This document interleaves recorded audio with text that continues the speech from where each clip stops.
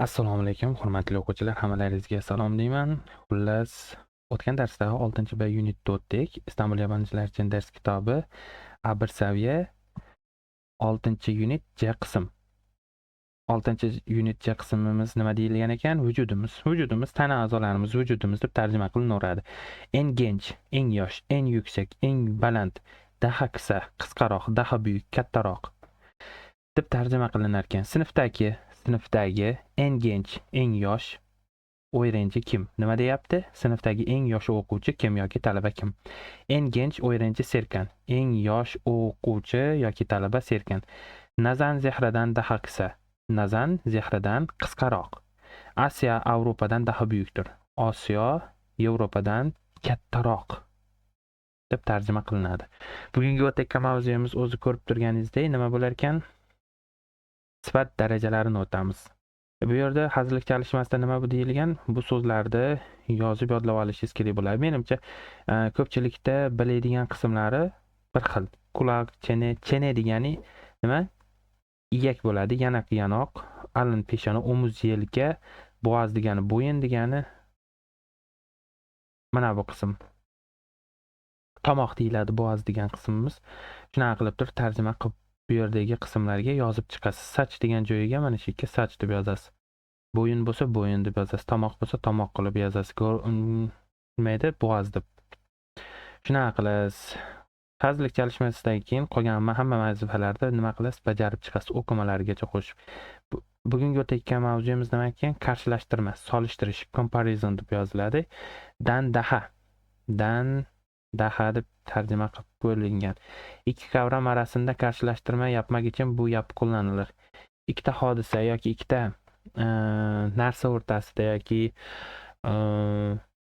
shaxs yoki narsa deb aytsak ham bo'lardi. Shu ikkita ot orasidagi nimani solishtirish holatini bermoqchi bo'lsangiz, shu holatdan foydalanasiz. Ya'ni ism plyusdan daha sifat.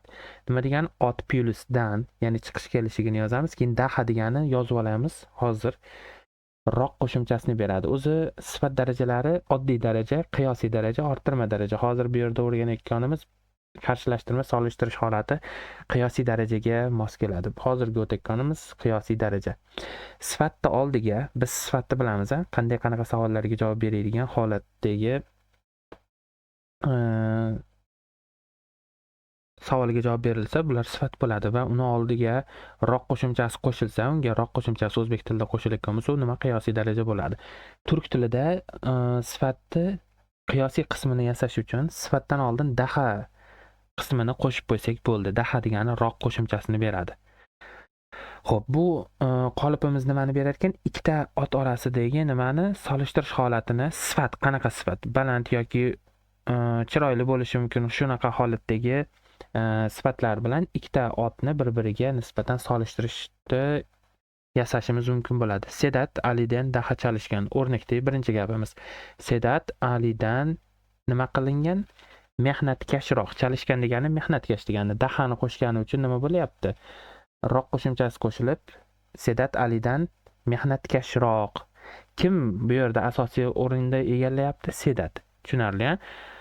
Xo'p, u mendan daha genç. U mendan yoshroq.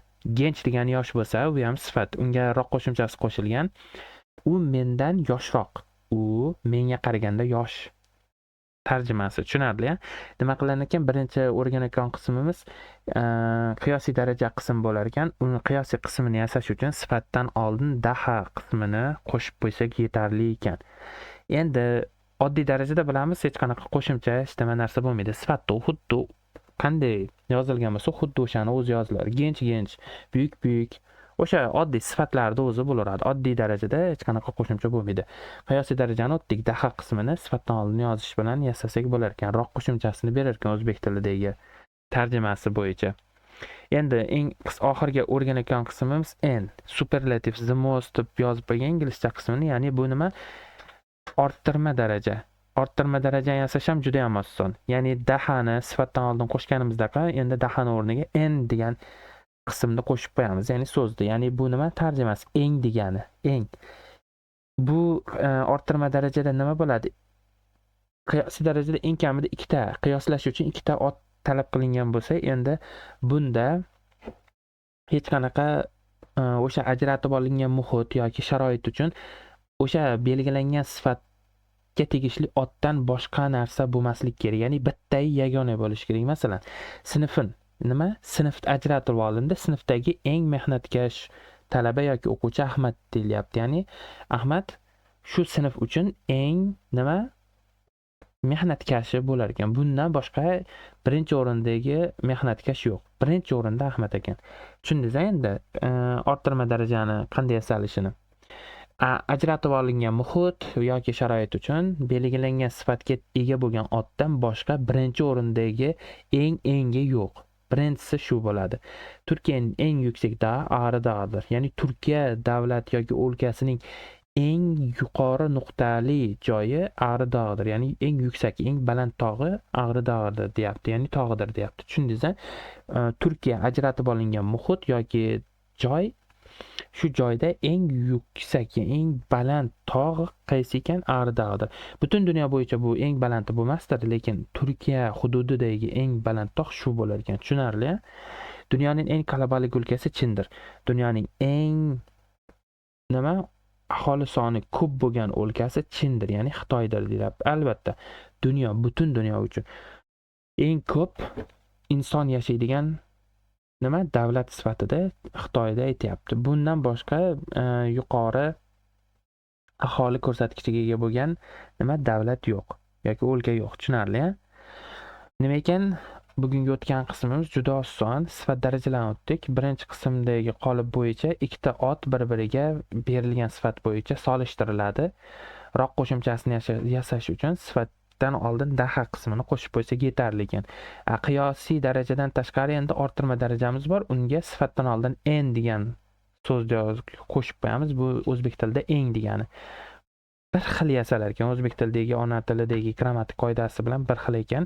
Faqat undagi qo'shimchasi qiyosiy darajada daha qiyosiy darajadan keyin keladigan orttirma darajada esa en degan qism sifatdan oldin qo'shib qo'ysa yetarli bo'lar ekan.